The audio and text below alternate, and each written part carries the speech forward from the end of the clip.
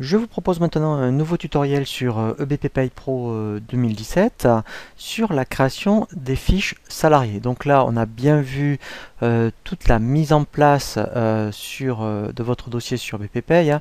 Donc tout ce qui concerne information société, paramétrage de l'établissement et paramétrage des contrats de prévoyance. Donc là, maintenant, la prochaine étape, c'est donc la création des fiches salariés. Alors, sur les versions 2017, je vais vous parler de l'assistant de création de salariés. Je ne l'avais pas fait pour les versions précédentes, mais en fait je trouve ça pas mal, surtout pour les nouveaux utilisateurs EBP Pay 2017.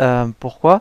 Parce qu'au moins, puisque si vous découvrez le produit, le fait de passer par l'assistant de création, ça va vous obliger à ne louper aucune information importante pour au moins lorsqu'un salarié rentre dans la société, et bien au moins vous êtes sûr que le BP va vous demander tout ce qui est obligatoire. Sachant que après, on reviendra dans la fiche salarié, puisqu'après il faudra tout compléter. Mais au moins, de passer par l'assistant de création de salarié, c'est pas mal. Surtout que vous le ferez peut-être pour les 3 premiers, et après quand vous aurez l'habitude, vous irez directement dans salarié, on cliquera sur le bouton ajouter. Mais quand vous êtes un nouvel utilisateur, je vous conseille de passer par l'assistant de création de salarié. Donc c'est ce qu'on va faire. On va se laisser guider par un assistant. Donc là, je fais suivant. Voilà. Donc là, déjà, ce que je vous conseille, vous voyez, la famille, en fait, c'est par rapport à une famille de profil. Donc, vous créez un salarié temps plein, non cadre, en CDI, et bien vous mettrez celui-ci. Si c'est un temps partiel en CDD, vous prendrez le second, puis, enfin voilà, et etc. hein. Donc dans la liste, vous êtes sûr de trouver.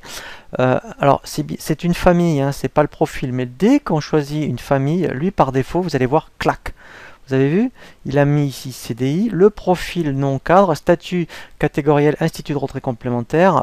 Donc ça en plus, c'est pas bloquant hein, quand on crée une fiche salariée, mais c'est bloquant pour la DADSU. Donc au moins, eh bien là vous ne pourrez pas l'oublier. Donc je trouve ça pas mal. Donc voilà. Après donc là, alors là là c'est vraiment de l'administratif. Donc là je vais créer donc voilà madame. Donc je vais mettre Durand. Enfin si elle est mariée. Donc là je mets son prénom, voilà. Donc là, donc moi, mettons, je viens d'acheter EBP Pay et j'ai déjà des salariés. Je suis en création de société, mais j'ai déjà des salariés, donc je vais mettre aussi septembre. Alors, c'est volontaire aussi de ma part, comme ça, quand on verra le tutoriel sur les bulletins de paye, on verra, puisque là, vous voyez, c'est une entrée en cours de mois, ben, vous verrez que BP est capable tout seul de proratiser un plafond. Quand quelqu'un rentre ou sort d'ailleurs hein, en cours de mois. Donc ça c'est vraiment très bien. Donc ici après vous mettez le salaire. Alors soit vous mettez un salaire mensuel, soit un taux horaire. Donc, moi je vais faire simple aujourd'hui. Là je vais mettre un salaire horaire. Voilà, nature de l'emploi. Alors c'est l'emploi qui va apparaître sur le bulletin de paye. Donc là il va falloir créer. Donc j'en avais créé un. Là je vais faire ajouter. Voilà. Donc là je vais mettre mettons formatrice par exemple. Voilà. Voilà, donc ça, il faudra le faire, donc ça au début, hein, puisqu'après, quand vous aurez rentré tous les emplois, voilà. Donc nature d'emploi, c'est très important. C'est ce qui va apparaître sur le bulletin de paye. Donc si votre convention collective prévoit des coefficients hiérarchiques, il faut absolument les mettre. Donc là, je vais mettre 250. Voilà, et je fais suivant. Voilà, donc ça, s'il y a par exemple, vous voyez, c'est bien indiqué. Alors, c'est des mutuelles, vous voyez, supplémentaires. Hein. Donc, c'est pas les retraites obligatoires. Hein. Donc, s'il y avait des mutuelles supplémentaires, vous le cocheriez. Donc là, comme si c'était, admettons, comme c'est une personne non cadre, donc je vais le faire, comme ça vous verrez. Hein, voilà. Alors, bien sûr, hein, il faut au préalable. Hein, donc là, je vous invite à regarder le tutoriel sur les organismes et aussi établissements, le déclarer hein, dans les organismes et le rajouter dans le contrat et prévoyance. Hein, voilà, donc ça, alors ça c'est nouveau. Par contre, hein, sur BP 2017, je fais suivant. Alors là, donc là c'est vraiment de l'administratif. Donc là, voilà, je vais pas le mettre. Donc là, je vais mettre juste une adresse. Comme ça, quand on verra les bulletins de paye, eh bien, on verra donc, voilà, son adresse. Voilà, code postal. Et après, si vous voulez aussi générer donc la déclaration préalable à l'embauche et générer et l'afficher, voilà, donc vous laissez cocher, vous faites suivant, et là on fait lancer, et donc lui, il va le générer. Alors bien sûr, après sinon vous pouvez le saisir hein, directement sur internet. Hein. Voilà, donc moi c'est vrai que donc dans l'établissement j'avais pas mis toutes les informations juridiques, hein, donc c'est pour ça qu'il n'y a rien de marqué. Mais sinon, hein, voilà, donc le fait de passer par l'assistant aussi c'est pas mal, puisque ça va vous indiquer toutes les informations. Alors d'où l'intérêt aussi d'avoir bien indiqué la médecine du travail. Donc moi je ne l'avais pas fait hein, dans tout ce qui concerne l'information de société, mais si vous le faites hein, dans l'établissement, ben, au moins là ça sera repris automatiquement. Donc voilà, donc ça c'est fait. Et comme je vous le disais, eh bien effectivement, en fait, ce qui va se passer, donc c'est que malgré tout, on va être obligé, vous voyez, de passer dans les salariés, voilà, et de revenir sur sa fiche salarié pour compléter, bien sûr, sa fiche. Mais là, déjà, moi, vous avez les informations principales. On pourrait presque faire un bulletin de paye si on voulait, hein, mais il faut absolument quand même revenir sur la fiche salarié. Et là, on va voir tous les onglets ici, vous voyez, qui sont présents. Donc là, il m'a bien repris tout ce que j'avais indiqué dans l'assistant. Donc ça, voilà, c'est vraiment très important hein, le profil. Ça, c'est des choses qu'on peut oublier quand on passe directement, par exemple, sur la fiche salariée. Alors on s'en rend compte bien sûr quand on fait le bulletin de paye, hein, mais au moins là déjà, c'est quelque chose qu'on ne peut pas zapper. Donc la situation familiale, alors ça c'est important par rapport au nombre d'enfants, au nombre d'adultes. Alors déjà pour les prévoyances, les mutuelles, mais aussi pour la CESIARE, puisqu'il est capable de la calculer en fonction des informations ici. Donc après, on va passer à l'onglet contrat. Voilà, donc là, en fait, ici, on va faire, vous voyez, afficher plus. Voilà, et là, il va nous donner donc toutes les zones à renseigner. Donc ça, il faut donc le code emploi. Voilà, donc ça, c'est un peu fastidieux, mais c'est bloquant pour tout ce qui est DSN et DADSU. Donc là, il va effectivement, alors des fois, vous ne trouverez pas exactement le code emploi par rapport à l'emploi du salarié. Il va falloir trouver quelque chose qui ressemble. Donc là, mettons, elle est formatrice, cette personne. Donc, alors, si je trouve au moins, vous voyez, employé ou voilà. Alors, je ne trouverai pas formatrice, hein, ça c'est sûr. Alors après, vous voyez, on peut cliquer sur le petit trombone à côté de catégorie. Donc, si elle a le statut employé, déjà, je peux cliquer sur employé. Voilà, alors après, il faut faire défiler dans la liste. Donc, moi, si je trouve au moins employé administratif, c'est ce que je vais mettre. Voilà, par exemple, voilà, je vais mettre tout ce qu'employé informatique. Voilà. Et s'il y avait un complément au niveau du code emploi, il faudrait aussi le rajouter. Donc ça, voilà. Alors, hein, donc ça, c'est pas bloquant pour faire les payes, mais c'est bloquant pour la fin d'année pour la DSN. Voilà. Donc quand vous avez terminé de tout renseigner, vous faites réduire. Et après, vous voyez, on va passer ici par rapport au pavé emploi. Donc là, elle est en plein. Voilà, et s'il y avait été tout temps partiel, alors bien sûr on aurait mis la famille ici temps partiel, donc ça, il aurait tout bien mis, sauf qu'ici après, vous mettrez son taux temps partiel, c'est très important ensuite pour le bulletin de paye. C'est grâce à ça après qu'il va proratiser les plafonds. Et après on fait afficher plus, et même principe. Donc vous voyez ici taux AT, donc alors on l'avait vu dans le tutoriel sur tout ce qui concerne l'établissement. Donc là il met le 0. Et si vous avez plusieurs taux AT, et bien ici vous iriez choisir dans la liste quel taux AT est concerné.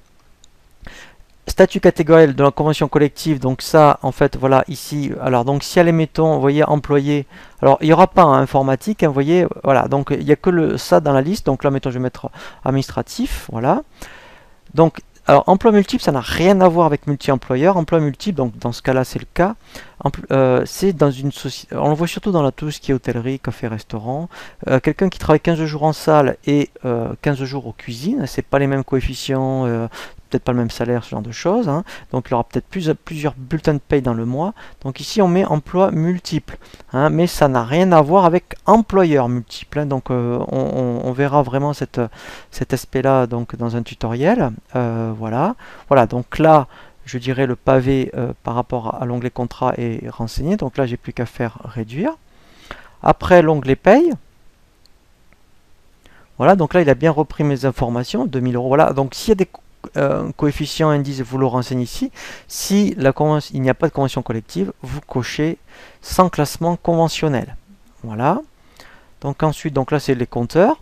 Donc si, alors, pour un salarié, il ne devrait pas avoir les compteurs congés payés. Je pense surtout aux dirigeants. Ben, vous cocheriez ici CP neutralisé. Voilà. Donc si relevé par rapport au bâtiment d'une caisse de congés payés, vous cochez ici. Voilà. Et ça, on le verra, c'est très intéressant, surtout donc pour les temps partiels, un 30 heures semaine, mais vous pouvez avoir plusieurs salariés, mettons à 130 heures, mais qui n'ont pas les mêmes horaires. Eh bien, on peut créer différents plannings et on va affecter le planning ici, hein, parce qu'on appelle un personnaliser le planning, et c'est vraiment très intéressant pour les absences. Lui sera capable de dire exactement le nombre d'heures d'absence par rapport donc au planning qui lui a été affecté. Donc là, ça c'est vraiment intéressant, absence congé payé, parce qu'ici vous allez pouvoir visualiser tous les types d'absence qu'a eu le salarié. Et là, voilà, prévoyance, assurance. Donc, quand on a bien paramétré tout ce qui est prévoyance dans l'établissement, bien ici on fait ajouter et on va aller chercher le contrat.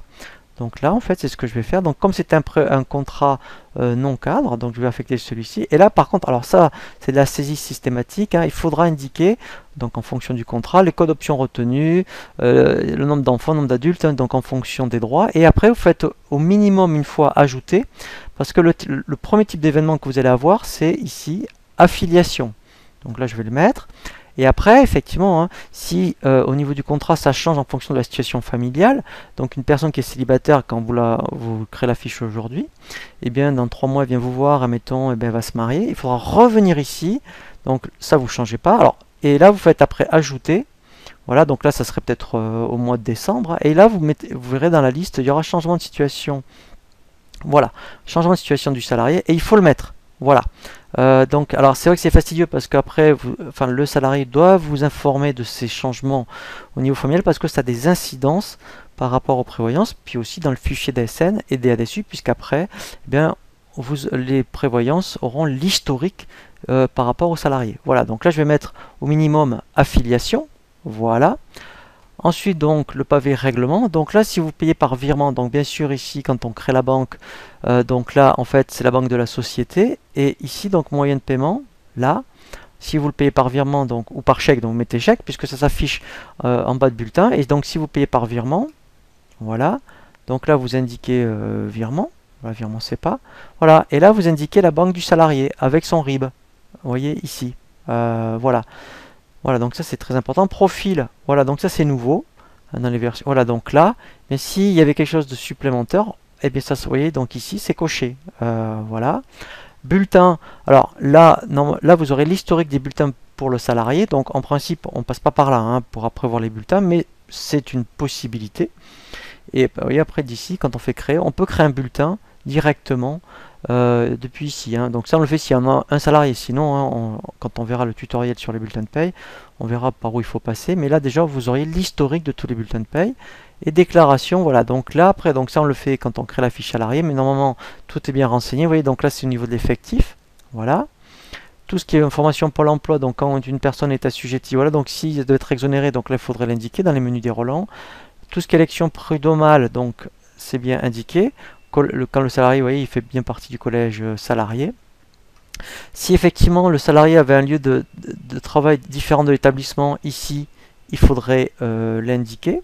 Voilà. Et après, effectivement, si c'est un salarié étranger, là, après, il faudrait effectivement renseigner certaines informations par rapport, donc, par exemple, hein, le titre de séjour, voilà. Et les options du bulletin, voilà. Voilà, donc là, en fait, ici, voilà, donc là, normalement, enfin, en principe, hein, on ne touche rien, voilà, on laisse tout par défaut. Voilà, et là, en fait, on a fini la création. Alors, ce qui est intéressant, c'est documents associés. Donc, dès que vous avez des documents qui concernent, c'est comme de la gestion électronique de données, vous pourriez, donc, si vous avez tout sur votre poste, vous faites fichier, et vous pouvez aller chercher le contrat de travail, je sais pas moi, des courriers le concernant. Comme ça, moi, demain vous avez besoin de rechercher un document, ben, depuis la fiche salarié, vous aurez accès à tous ces documents administratifs. Voilà, donc ça peut être intéressant. Hein, voilà, enfin pour les gens qui sont assez à l'aise, je dirais, avec ce type de façon de travailler, moi je trouve ça pas mal. Voilà, et donc là après, on enregistre. Voilà, et là, au moins le salarié, la fiche du salarié est vraiment complète. Voilà, donc là après effectivement on va pouvoir voir le tutoriel sur le bulletin de paye.